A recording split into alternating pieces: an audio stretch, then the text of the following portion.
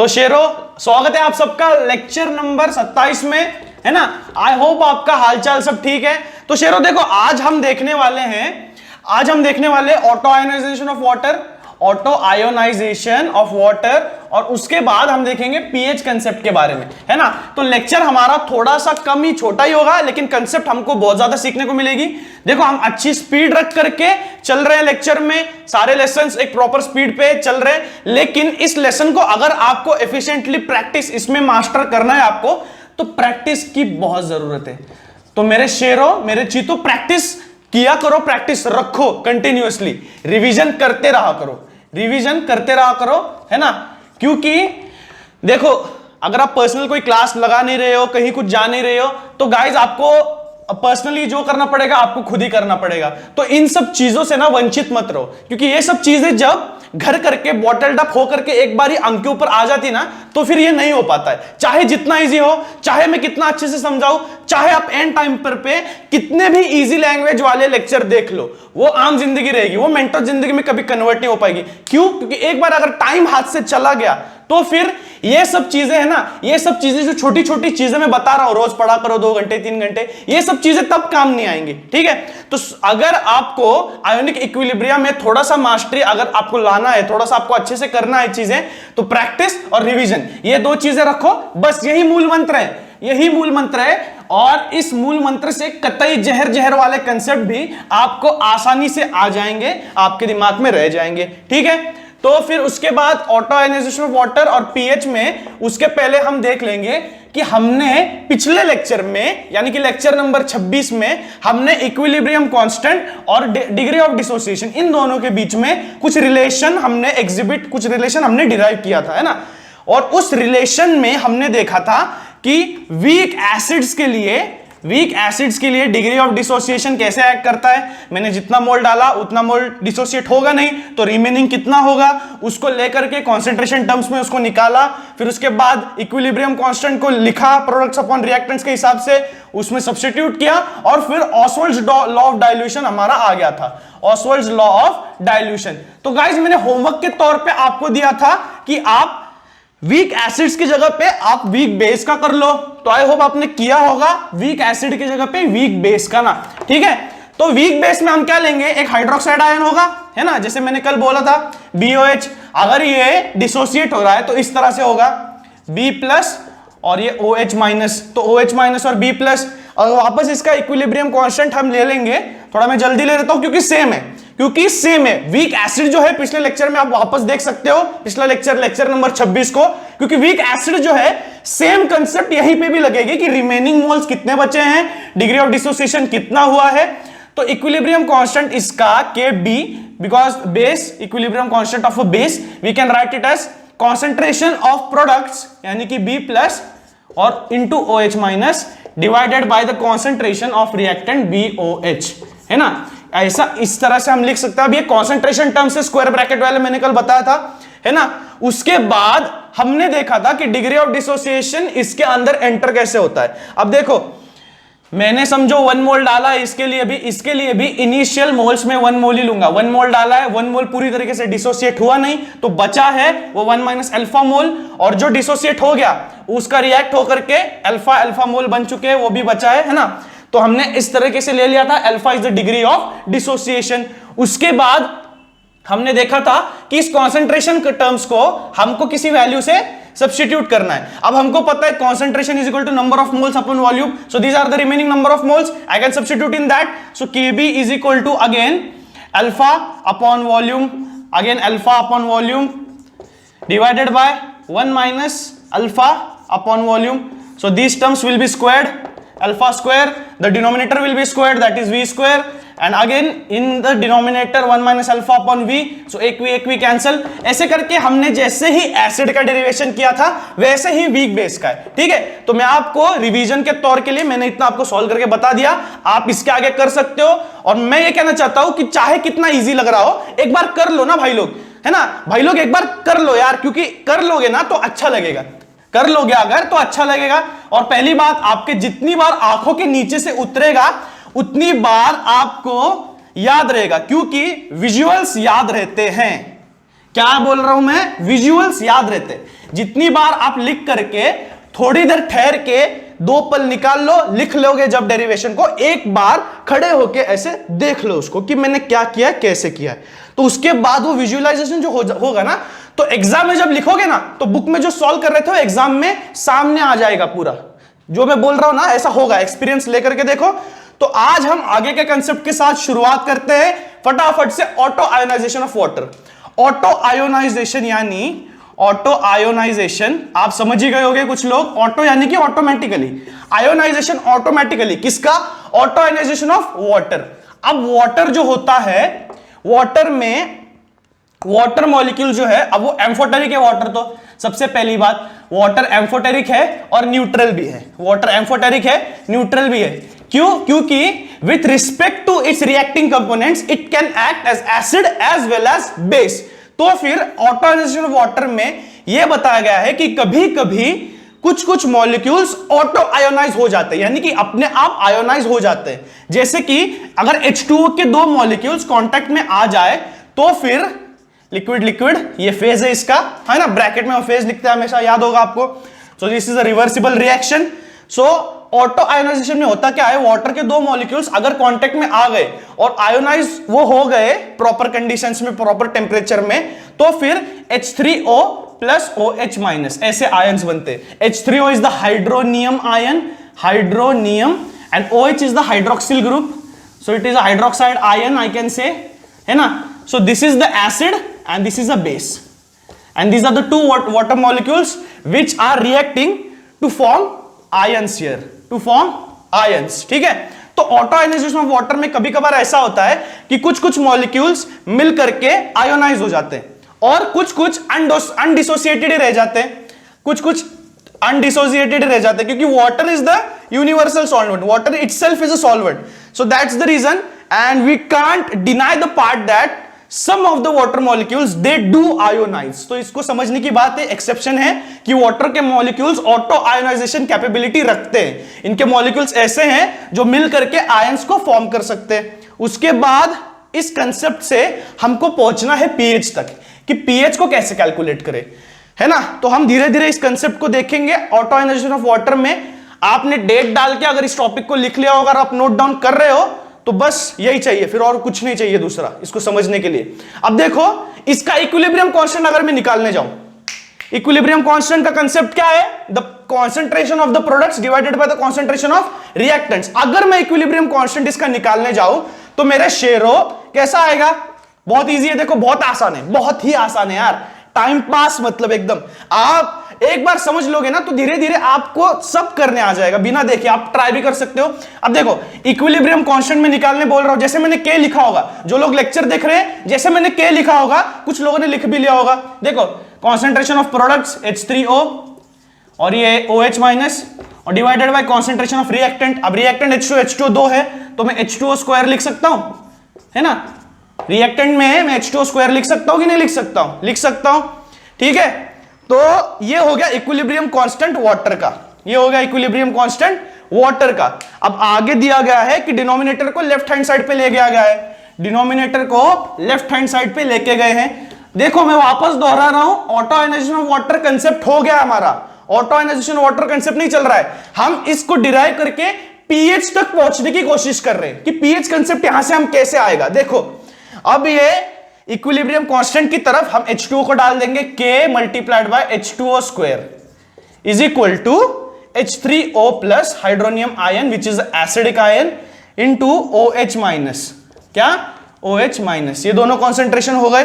अब आगे देखो इन्होंने दिया है the majority of H2 molecules are undissociated, जैसे मैंने बोला, देखो लिखा भी है यहां पे, मेजोरिटी मॉलिक्यूल्स अनडिसोसिएटेड रहते हैं पानी के, है ना। Consequently concentration of water ratio can be treated as a constant. अब देखो ज्यादा से ज्यादा मॉलिक्यूल्स जो हैं वो अनडिसोसिएट रहते हैं, तो हम H2O स्क्वायर को एज अ कांस्टेंट ट्रीट कर सकते हैं। तो यहां पे अगर मैं H2O को वापस K सब्स्टिट्यूट कर दूंगा, इन्होंने K ही सब्स्टिट्यूट किया है क्या देखते हैं हम, हाँ चलो इन्होंने KW बोला है, यानी कि K ऑफ वाटर, है ना।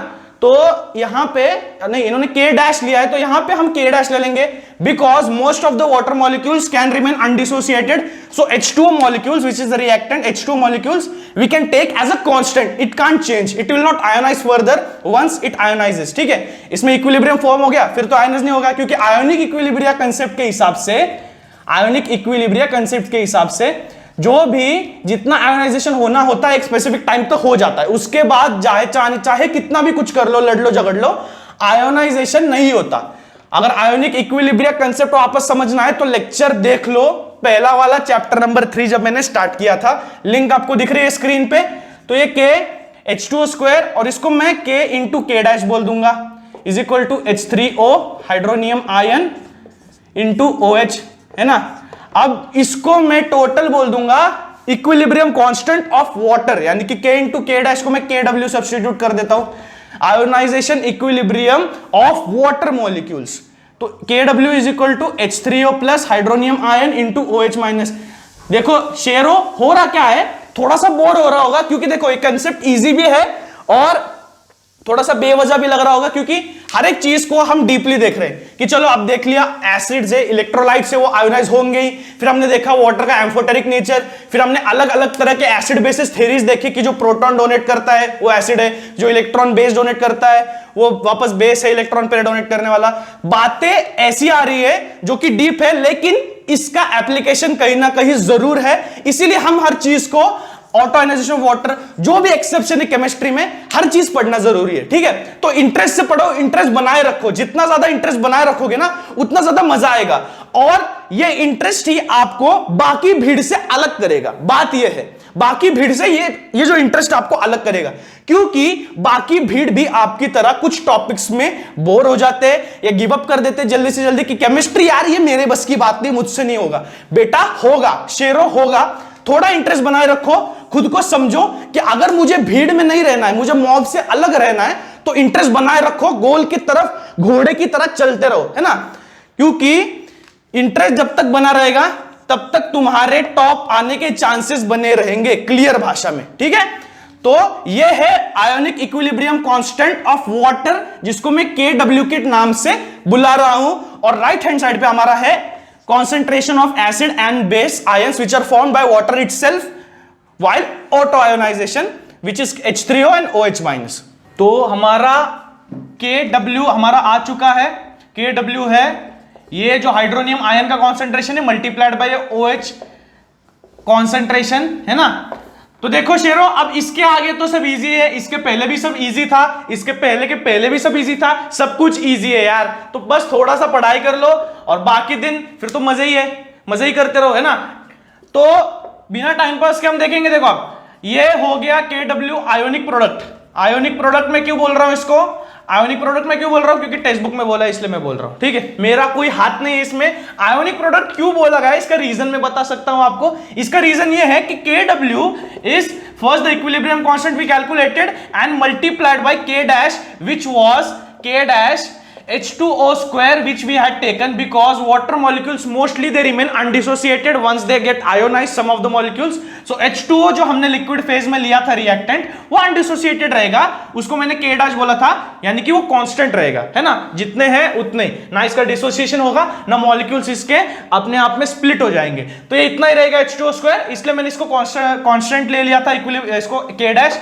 और फिर इसके बाद दोनों का मल्टीप्लिकेशन है जो प्रोडक्ट है, इसीलिए इसको आयोनिक प्रोडक्ट बोला गया है, क्योंकि ये जो है आयोनिक इक्विलिब्रियम एग्जिबिट करने के बाद वाला कांस्टेंट है, और ये जो इक्विलिब्रियम कांस्टेंट है ये, सो आयोनिक इक्विलिब्रियम एग्जिबिट हो रहा है, तो this is the ionic product which is I can say the ionic equilibrium constant. और अभी हम देखेंगे कि 298 केल्विन यानी कि, और हम देख सकते हैं 25 डिग्री सेल्सियस. 298 केल्विन मतलब 25 डिग्री. आपको पता होना चाहिए कि 1 degree Celsius is approximately 273.15 kelvin, है ना. तो 298 केल्विन यानी कि 25 degree Celsius, approximately 25 degree Celsius यानी कि रूम टेम्परेचर. तो रूम टेम्परेचर पे normal calculated experiment through trials and error द्वारा कैलकुलेट किया गया कॉन्सेंट्रेशन है आयंस का, वो है H3O या किसका भी ले लो, H3O प्लस या OH माइनस इसका, यानी कि डिसोसिएटेड आयंस का कॉन्सेंट्रेशन रहता है 1 × 10⁻⁷ मोल्स पर लीटर, मतलब हर 1 लीटर में 1 × 10⁻⁻7 मोल्स आयंस डिसोसिएट हो रहे हैं। 1 लीटर वाटर में 1 × 10⁻7 मोल्स हमको मिलेंगे, यानी कि देख सकते हो कितना कम डिसोसिएशन होता है पानी का, यानी कि ऑटो आयोनाइजेशन। तो उसको भी हमने नहीं छोड़ा है, उतना कम हो रहा है उसको भी हमने नहीं छोड़ा है, उसको भी हमने पकड़ के रखा है कि चलो इतना हो रहा है, लेकिन ऑटो आयोनाइजेशन कंसेप्ट आया है। क्योंकि देखो आप देख सकते हो 1 × 10⁻7 मोल्स 1 लीटर पानी में, 1 लीटर पानी में सिर्फ इतने मोल्स है ना एक आयन के डिसोसिएट हो रहे। तो फिर अगर मैं डाल दूं यहां पे KW = इसका और इसका दोनों का सेम होगा, 1 × 10⁻7 वापस 1 × 10⁻7, इसका कॉन्सेंट्रेशन है ना मोल्स पर लीटर में कॉन्सेंट्रेशन है इसका, तो हम देख लेंगे इसका प्रोडक्ट आ जाएगा KW का 1 × 10⁻14, 1 × 10⁻14 ये हमको मिल जाएगा। तो हम बस 10⁻14 लिख देंगे तो भी चलेगा, लेकिन चलो 1 × 10⁻14 लिख देते। अब ये हमारा हो गया इक्विलिब्रियम कांस्टेंट = 1 × 10⁻14, ठीक है, किसके हिसाब से? रूम टेम्परेचर पे। अब आपको आगे टेक्स्ट बुक में दिया गया है कि रूम टेम्परेचर छोड़ के internet my friend find out the values of ionic product of water at various temperature.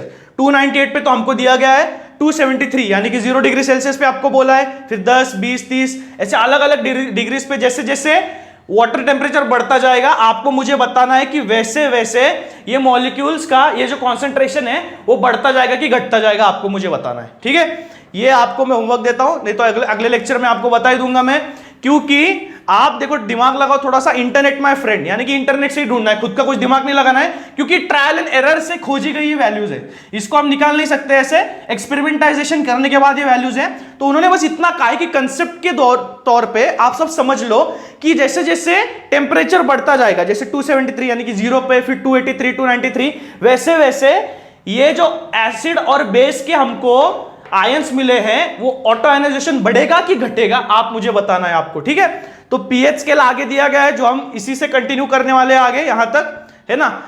तो हम देख सकते हैं यहां पे अब पीएच स्केल में, पीएच यानी कि मैं अगर रिवीजन करा दूं आपको, पीएच यानी कि potence of hydrogen, potence of hydrogen, और यहां पे पोटेंस ऑफ हाइड्रोक्साइड, है ना। यानी कि पोटेंस यानी कि क्या, अब पोटेंशियल डिफरेंस आपने सीखा था, पोटेंशियल डिफरेंस यानी कि क्या, हम उसको देखे जाए तो पोटेंशियल डिफरेंस से ज्यादा हमको मतलब है पोटेंशियल से, करने का तुझ में पोटेंशियल है क्या नहीं, तुझ में उतनी करने की कैपेबिलिटी है या नहीं, do you have the potential.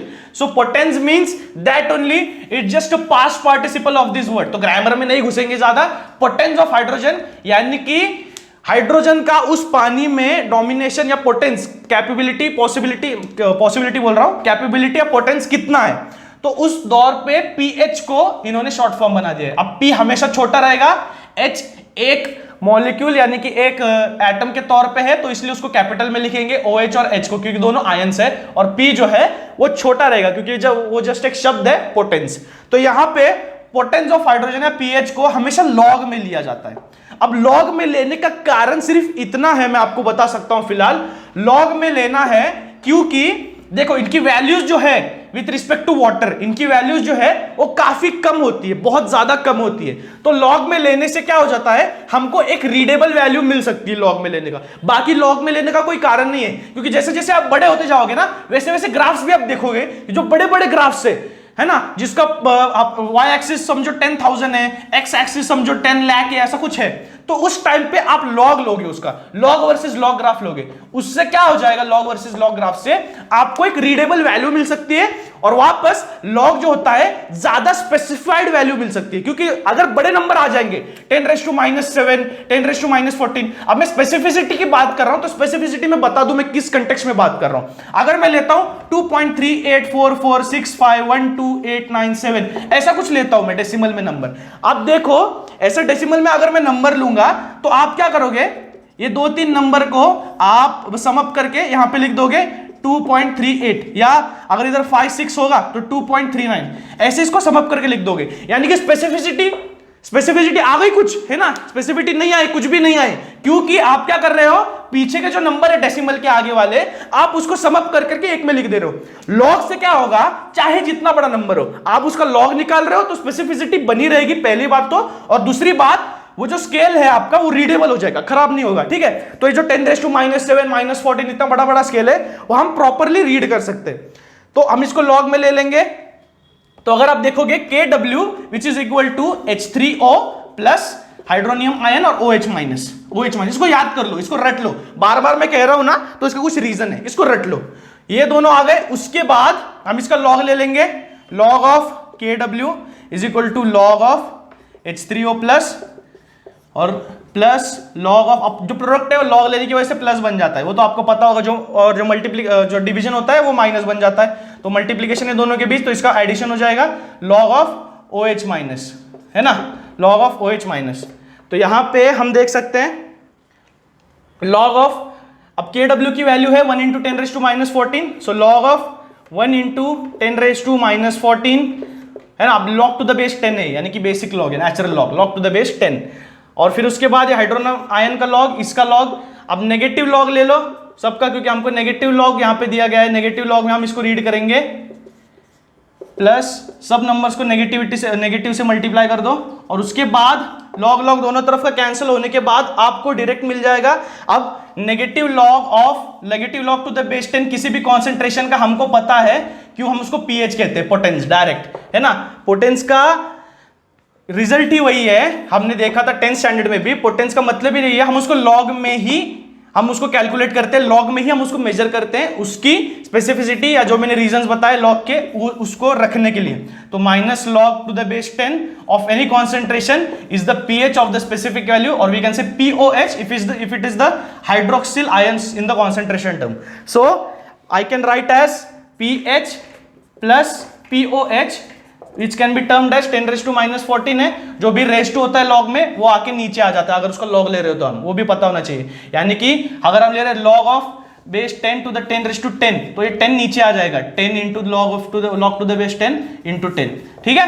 तो फिर ज्यादा बोर नहीं करूंगा, तुरंत हमारा कंक्लूजन ये है कि pH प्लस POH आ गया 14, और ये हमारा कंक्लूजन था। इसके बाद आपको सारी वैल्यूज पता है, एसिड का जो है वो हमेशा pH क्या होता है, एसिड का pH क्या होता है, <7, और फिर उसके बाद न्यूट्रल के लिए हम 7 लेते हैं, और फिर बेस के लिए pH <7, है ना।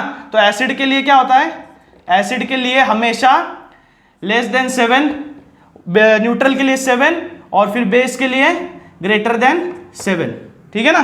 तो फिर ऐसे वैल्यूज आ जाएंगे हमारे, जो कि नीचे टेक्स्ट बुक में दिए गए। अगले लेसन में, अगले चैप्टर में हम आगे के टॉपिक्स लेंगे जो कि सॉल्यूशंस के बारे में है, ऐसे सॉल्यूशंस जो कि सॉल्ट सॉल्यूशंस है हमारे, जो ज्यादा से ज्यादा हम इलेक्ट्रोलिसिस के ऊपर ध्यान देंगे उसके बाद, ठीक है। ये सब आपको वापस नहीं दिखने वाला, तो अच्छे से इसको, आई होप मैंने नोट डाउन कर लिया है आपने अच्छे से, जो भी मैंने बताया उसको ठीक तरह से पढ़ लो, ठीक तरह से उसको रिवाइज कर लो ज्यादा से ज्यादा, ठीक है ना।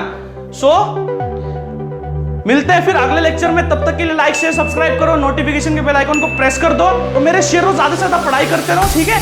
अगले लेक्चर में मिलूंगा तो अच्छे से वापस पढ़ाई होगी, एंटरटेनमेंट होगा, फन होगा, ठीक है। तब तक के लिए गुड बाय।